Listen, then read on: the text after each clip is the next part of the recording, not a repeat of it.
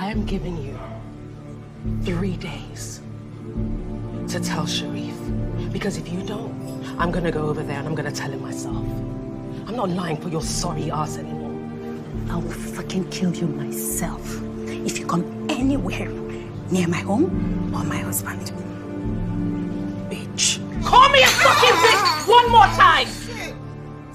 I dare you! Years ago, we watched 4 ambitious women racing against time in before 30, pressured by family, society, and their own insecurities to settle down before the clock ran out. Now, in after 30, that countdown is over. But the stakes are higher. The same women we cheered for are back in their 30s, wrestling with heartbreak, motherhood, identity, and betrayal. Welcome to Naija Films Recap. Today, we're diving deep into After 30, the sequel that asks, what happens when time is no longer your enemy, but the weight of life becomes your greatest challenge? If you love Nollywood stories that challenge expectations, hit subscribe now and let's get into it. The movie opens with a haunting inner confession. A voice admits feeling lost, wishing the heart could obey the mind, but knowing deep down that true love will never leave. It's raw, it's vulnerable, and it sets the tone for what's about to unfold. And just as you're settling in, the narrator pulls us into a quick crash course in psychology, the famous fight or flight theory. But wait, what about those who do neither? Those who freeze, or even worse, those who just endure? This isn't just a science lecture. It's a metaphor for the woman we're about to follow. It has been 8 long years since we last saw these women, and so much has changed. First, there's Nkem. Remember how she had her heart shattered and decided one man was never enough? Back then it was endless drinking and reckless escapades. But Nkem grew tired of the empty nights. She swapped the bed sheets for boardrooms, chasing success with the same hunger she once chased men. From climbing the corporate ladder at a major bank to founding her own wealth advisory firm, Nkem has become a powerhouse. Yet, true to form, success is never enough for her. Next, Aisha. Last time, she was nursing wounds from her husband Sheriff's infidelity. He begged, promised, swore no other woman would come between them again. For a while, things seemed stable. They even welcomed a beautiful daughter, Tuheda. But motherhood, though wrapped in joy, came with chains of guilt. Aisha couldn't stand the thought of strangers raising her child, so she did it all alone. And she hated every moment. Then, Amma. Still determined to guard her virginity, she hasn't changed much. At least on the surface. Traumatized by Lagos, dating chaos, she nearly gave up. But deep down, Amma is still searching. Not just for love, but for her purpose. And finally, the narrator herself, Damilola. The last time we saw her, she had to choose between 2 men. The perfect gentleman, or the soulmate she believed fate had crafted for her. She ran up that flight of stairs, ready to fight for love. She thought she had won, but fate had other plans. Cancer stole Akin from her, ripping out her heart and leaving her disgusted by the very idea of romance. And that's where we dive back into their lives, cut to a courtroom. Damilola is sharp, professional, standing across from the wealthy Otega family. The son, Kunle Otega, wastes no time trying to flirt with her, but his charm meets her stone wall. In fact, she literally gags at his attempt. And this awkward little moment doesn't go unnoticed. Her friends get wind of it almost immediately. Cue the reunion scene. A bubbly brunch with her 3 beasties. Champagne is flowing. Gossip is spilling. The women can't resist teasing Damilola about throwing up when Kunle tried his smooth moves. She denies it, they exaggerate it, and soon they're all laughing. But the important detail? Kunle is persistent. He's already digging into who Temi is, asking her husband Sheriff about her, even stalking her through social media. And that's when it happens. An elegant letter arrives, a private invite to a gathering of elite legal minds. Temi shows up, and who's there? Kunle again, only this time he's charming in a different way. Polished, serious, respectful. Week after week, they cross paths at this intellectual club, and little by little, Temi's icy wall starts to melt. She hates to admit it, but love doesn't seem so revolting anymore. Fast forward to a beautiful dinner, and the inevitable happens. Kunle proposes, and against all odds, Damilola says yes. The champagne brunches continue. Ama, meanwhile, has been on her own little adventure. Her technical virginity may still be intact, but she's been experimenting with her own body, finally discovering pleasure on her terms. But when it comes to sharing intimacy with partners, Ama is no explorer. Let's just say she'd rather stay single than dive into uncharted waters. Meanwhile, Nkem has been enjoying a scandalous romance of her own with a married couple. Yes, you heard right. For 6 months, she's been in a threesome relationship with a wealthy Lagos businessman and his stunning wife. But as always, drama finds its way in. The husband decides to leave Nkem to start a family with his wife. Dumped by not one, but 2 lovers at once, Nkem finds herself furious at the very mention of the word baby. Ironically, Aisha is drowning in baby talk at home. Sheriff is obsessed with the idea of giving Tuheda a sibling, preferably a son. Aisha just wants to breathe, to focus on the child she already has. But Sheriff's family is relentless. They even bring in a fertility specialist to pressure her. The doctor, however, offers a surprising twist of compassion. He asks Aisha if she even wants another child at all. For the first time, she faces the terrifying possibility of telling her husband the truth, that her answer might be no. And just when Aisha is battling her own storm, Temi casually drops a bomb over champagne. She slept with Kunle Otega. Gasps, erupts amongst her friends. From there, we watch the web tighten. Temi tries to plan her wedding, but fate plays a cruel game. She discovers that Kunle's fiancé is someone she already knows. The so-called wedding twin she'd met during planning. And when the two bump into each other again at a store, the awkwardness could cut glass. It's messy, it's tense, and it sets up the inevitable heartbreak that is coming. By now, the women's lives are spiraling in different directions. Aisha is suffocating under family pressure, and Nkem is burning bridges with her reckless entanglements. Ama is stuck between loneliness and self-discovery. And Temi is falling headfirst into a love she once swore she'd never feel it again. Nkem suddenly stands up like she's on stage, demanding a drum roll. The girls laugh, unsure what she's about to say. Then she drops it like a bomb. She's having a baby. The table freezes. Thanks guys, she says, expecting squeals and hugs. Instead, she gets stunned. Silence. Of course they're happy for her, but also terrified. A baby, alone, and Nkem of all people, the queen of impulsive decisions. They try to reason with her. You can't just dump a baby like one of your boy toys, Aisha says. Nkem fires back with a TED Talk worthy speech. She's not letting life happen to her anymore. She's making life happen. She froze her eggs at 30 for a moment like this. Whether it's IVF, surrogacy, or old-fashioned fun, she'll do it on her terms. Still, there's a quiet fear under the jokes. Raising a child alone is no joke, but Nkem softens, reminding them she has them, and her mother, and a village of love. One by one, their walls melt.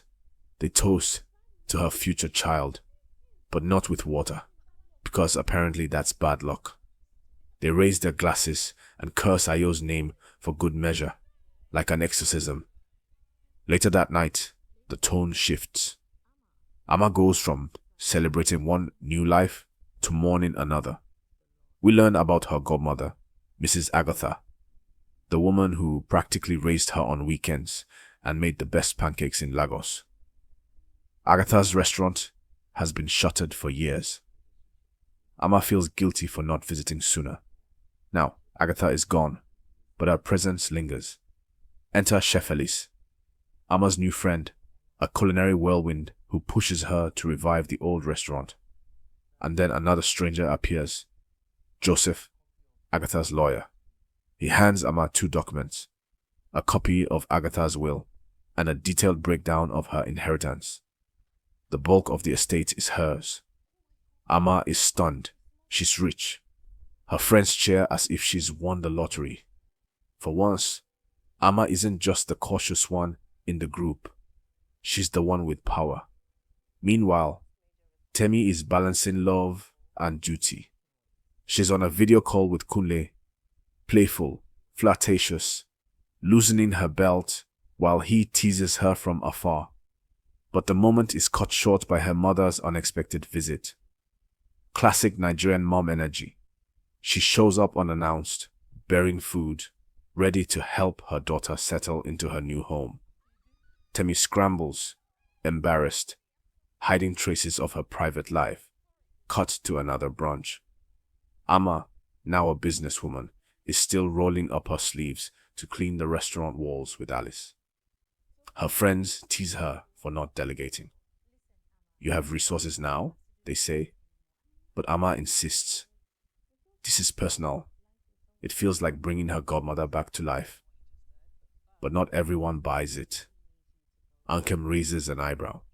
She thinks Alice is more than just a business partner. Alice wants to lolox you, she blurts out, half joking, half serious. The table erupts.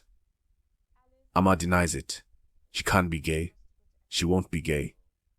God cares, she says. Her friends remind her it's the 21st century.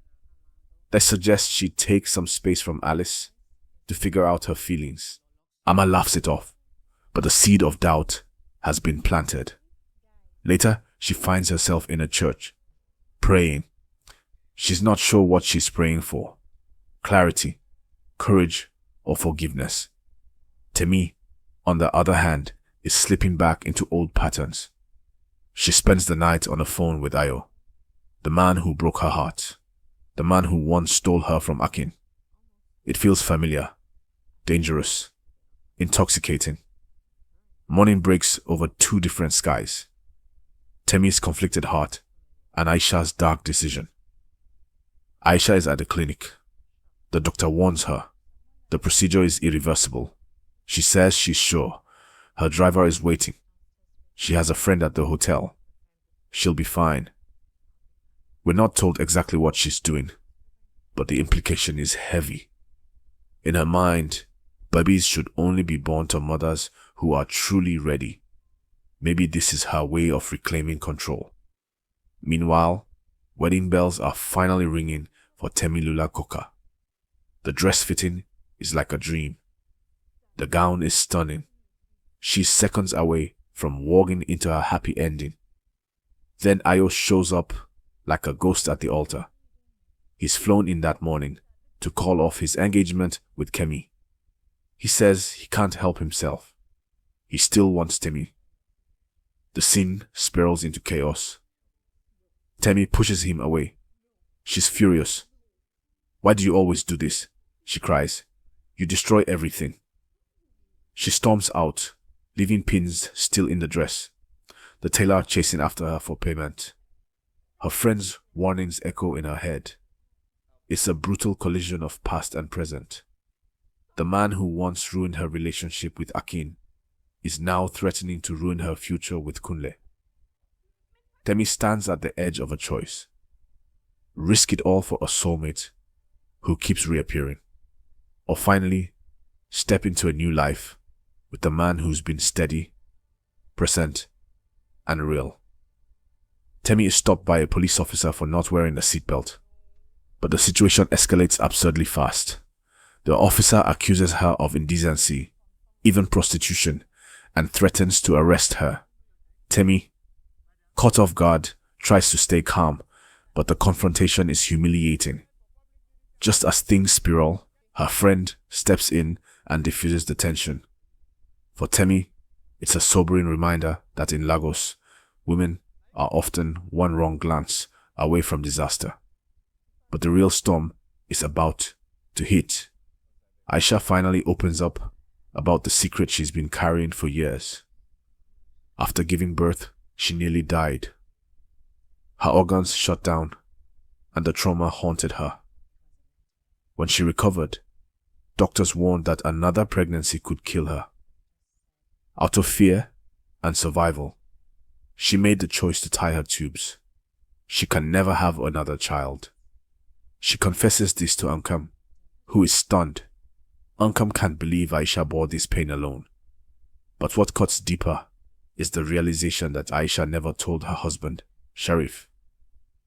To this day, he doesn't know. Nkem is furious. You could have told us, you could have told him. But Aisha snaps, I did ask for help. It wasn't enough. Her voice breaks as she admits that sometimes she even hated her own child. The guilt crushes her, and the two women collapse into tears, their friendship hanging by a fragile thread. Meanwhile, Temi's love life shatters completely. After weeks of sneaking around with Ayo, she finally admits the truth to Kunle. She cheated. The engagement is off. The dream wedding is destroyed. Temi is left with nothing but regret and the bitter taste of betrayal. Ama's journey with Alice also reaches a breaking point. What started as companionship and creativity slowly tilts into intimacy. Alice makes her pancakes, just like Ama's godmother used to. The gesture is tender, loving.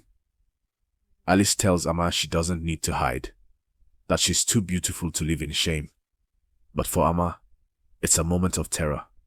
Her faith, her culture, her upbringing, they all scream against this path. And though her heart pounds with longing, her lips whisper, I'm sorry. Alice, hurt, walks away. For Ama, it's not just about love lost. It's about the fight between who she is and who she's been told to be. At the same time, Nkem grows obsessed with a little boy at an orphanage. His name is Tobichukwu. The moment she sees him, something clicks. She's convinced this is the child she's been searching for. Adoption feels like her path to motherhood.